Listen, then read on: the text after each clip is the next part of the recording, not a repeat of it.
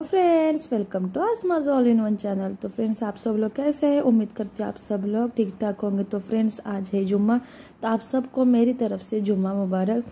तो फ्रेंड्स, यहाँ पे मैं फ्रैंकी बना रही हूँ घर पे ही।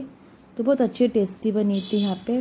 तो किस तरीके से बनाना है वो भी मैंने आपके साथ शेयर किया है यहाँ पे। तो मैदा लिया है मैंने यहाँ पे, फिर उसमें 1 टेबल स्पून शुगर, 2 कप मैदा लिया है, 1 टेबल स्पून शुगर, 1 और नमक हिसाब आपके हिसाब से। और बिना ईस्ट का बना है, दही डालकर बना है मैंने, और दही भी 1 चम्मच डाला है। और इसको ऐसे फूगने के लिए रख दिया। ये चिकन मैरिनेशन किया है मैंने रोल के लिए ही। स्प्रिंग रोल बनाकर फ्रोज़न किए रखे थे, वो भी मैंने यहाँ पर ले लिए आज फ्राई करने के लिए। फिर यहाँ पे छोले भी आज बना रही हूँ।